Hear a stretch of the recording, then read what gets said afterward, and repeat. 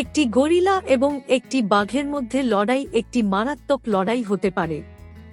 গরিলারা খুব বড় প্রাণী, 400 পাউন্ড পর্যন্ত ওজনের এবং প্রায় 5 ফুট লম্বা। দাঁড়ানো বাঘগুলি গরিলার চেয়ে ছোট, কাঁধে প্রায় 4 ফুট লম্বা। যাই হোক, তাদের ওজন প্রায় 600 পাউন্ড এবং দৈর্ঘ্যে 1-2 ফুট পর্যন্ত বাড়তে পারে। সবচেয়ে বড় গরিলা বনাম সবচেয়ে বড় টাইগার এভার একটি প্রতিযোগিতা আশ্চর্যজনকভাবে কাছাকাছি। বন্দিদশায় থাকা বৃহত্তম গরিলার ওজন ছিল 860 পাউন্ড এবং বৃহত্তম বন্দি বাঘের ওজন 932 পাউন্ড। বন্ধু, কিন্তু টাইগারের আবার ওজন বেশি। বাঘ গরিলার চেয়ে বড়, তাই তাদের সুবিধা আছে। একটি গরিলা একটি সুইফট নাকলোয়াকিং পদ্ধতি ব্যবহার করে 2-5 বেগে মাটি বরাবর দ্রুত চলতে পারে, যা তাদের কিছুটা দুর্বল করে দেয়। টাইগাররা 4-0 মাইল বেগে দৌড়ায় এবং 2-0 ফুট লাফ দিতে পারে। গরিলা এবং বাঘ উভয়ই তাদের আক্রমণের প্রাথমিক উৎস হিসাবে তাদের কাম্বের শক্তি এবং দাঁত ব্যবহার করে।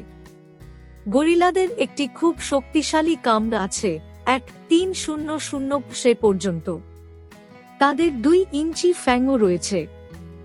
বাঘের কাম্বের শক্তি 1.000 ফসা এবং তাদের 3 ইঞ্চি দাঁত রয়েছে। আরও প্রসঙ্গ ছাড়া, গরিলাদের কামড়ানোর ক্ষমতা বেশি, কিন্তু বাঘের দাঁত ভালো। গরিলা এবং বাঘ এই শ্রেণীতে আবদ্ধ। আশ্চর্যজনক শ্রবণ শক্তি, দুর্দান্ত রাতের দৃষ্টি এবং ঘ্রাণের অনুভূতি সহ বাঘরা অবিশ্বাস্য শিকারী, যা কুকুরের ঘ্রাণ বোধের চেয়ে সামান্য কম কার্যকর।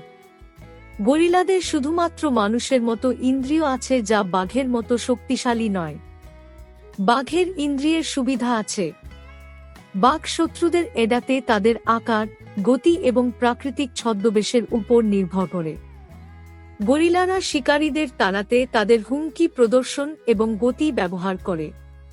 বাঘের গরিলাদের তুলনায় অনেক বেশি কার্যকর শারীরিক প্রতিরক্ষা রয়েছে, তাই এখানে তাদের সুবিধা রয়েছে।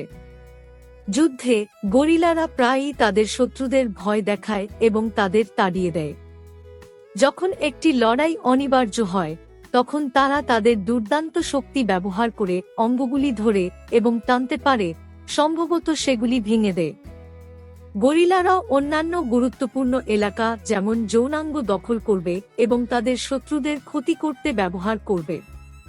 তারা তাদের শত্রুদেরও কাম দেবে, তাদের শক্তিশালী দাঁত তাদের শত্রুদের গুরুত্বপূর্ণ এলাকায় চালাবে। তারা খুব শক্তিশালী এবং বিপজ্জনক। বাঘরা অ্যাম্বুশ শিকারী। তারা শাখায় অপেক্ষা করবে যতক্ষণ না তাদের শত্রু দুর্বল হয়ে যায় এবং তারপর সঠিক সময় হলে তাদের আক্রমণ করবে। তারা তাদের ওজন এবং শক্তিশালী পা শত্রুকে পিন করতে ব্যবহার করবে এবং তারপরে তারা মারা না যাওয়া পর্যন্ত অত্যাবশ্যক অঞ্চলে কামড় দেবে। প্রায়শই আক্রমণের শুরুতে তারা একটি একক আক্রমণ চালায়, যা তাদের শিকারকে হত্যা করে।